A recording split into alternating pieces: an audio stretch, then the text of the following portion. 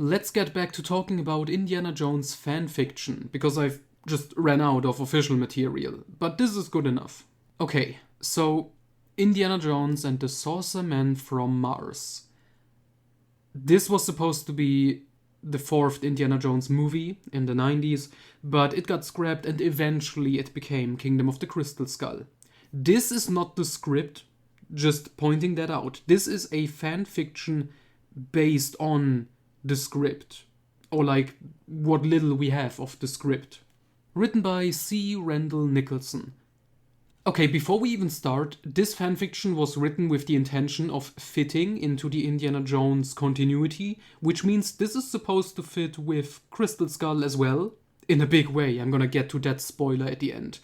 So, this doesn't follow the script word for word. There are elements in here which are taken over, but stuff was changed so it fits. And I'm gonna point that out when we get to those plot points. I'm just gonna give you a general overview what the story is. The year is 1949, and Indiana Jones met a woman called Dr. Elaine McGregor, and he's about to marry her, but she leaves him at the altar, and Indy investigates what's going on. He learns she's currently working for the government. That's why she, left him. Because they found a crashed UFO with a weird cylinder type thing that she has to take a look at because there's like weird signs on it that she can maybe translate. And Indy then also starts helping them, working on that, finding out what it is. At the same time, the Russians, led by Vadim Cheslov, are after this cylinder because it's some type of power source, they think. So the cylinder gets stolen. So it's a fight between the Russians, led by Cheslov, the American government, led by Elaine's partner, who's kind of a douchebag, and then Indy and Elaine are like their own team going after that thing. But then, and this is the shocking and kind of cool thing in this fanfiction, the aliens. It's not just like an element at the end. They show up like in the middle of the story, two UFOs fighting against like jets of the US government, and it's kind of amazing. So this story goes more in the actual direction of what George Lucas wanted, 1950s sci-fi alien B-movies. We get full-on UFO fights and actual aliens walking around. And that's fun. It's stupid, kind of, like visualizing that, but honestly, I had a blast with this story. But here's the thing, I don't know if this, or like something like this, because this isn't the exact script, if this would have worked.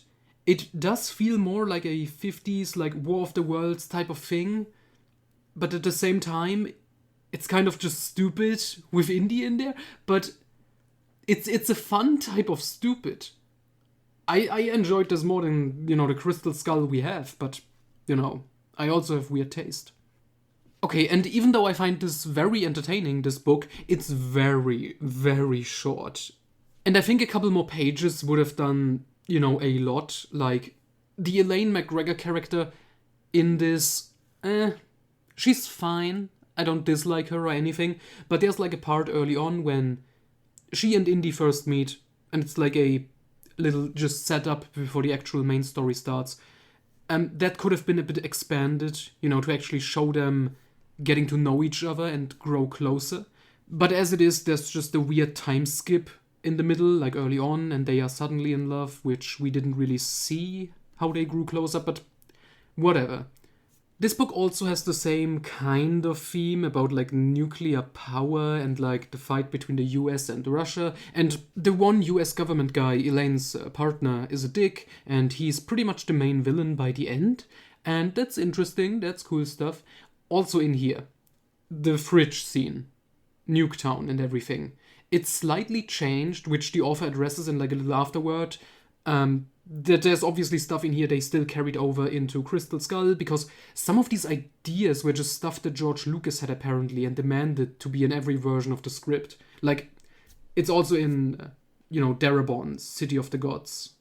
And then there's also some nice little nuggets in here for the fans, because we get Indy's wedding, which gets interrupted so he doesn't actually get married. But the guests, we get Henry Sr., Marcus Brody, Sulla, Short Round, Mac from Crystal Skull, fucking Remy from the Young Indiana Jones Chronicles, and Jack Shannon from the Rob McGregor novels. And that is well done fan service. They don't overstay their welcome. They are there. And it's just nice that they are there and, they are interacting. That's some nice little fan service. Also, in the original script, there was supposed to be a cameo by Marion and Willie Scott. And obviously that wouldn't work. Willie Scott maybe, but Marion not, because of Crystal Skull. They can't meet. She and Indy can't meet in that time frame. So the author left this open if they are actually there, or if Indy is just drunk and hallucinating, which is implied. That's fun. I'm fine with that. Similar at the end, Indy obviously doesn't get married. In the original script, after the adventure, he and Elaine get married for real, and they get driven off into the sunset by Short Round as the chauffeur. And this got changed here. Elaine exits the story. I'm not gonna spoil that. But Short Round is still hanging around with his old friend Indy and driving him to the airport at the end. So a little bit of that is left over in here. And then the very big thing. This is a full-on spoiler, but I enjoyed this one. The ending epilogue directly sets up, because the Russian guy failed in this adventure with getting the cylinder thing, this power source from the aliens. Now they are slowly setting up Irina Spalko, the main villain of Crystal Skull, to take over and start her own research and stuff. And that's fun. That's how I would describe this fanfiction, this book. It's just fun. It's not the greatest thing ever, but based on what we have of that screenplay and everything, trying to make it work in the wider continuity, and even with Crystal Skull setting that up, I think this is just a nice little thing. You can read this in an afternoon.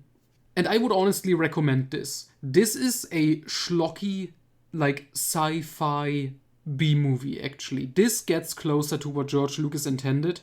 I still don't think it's perfect or what Indiana Jones should be.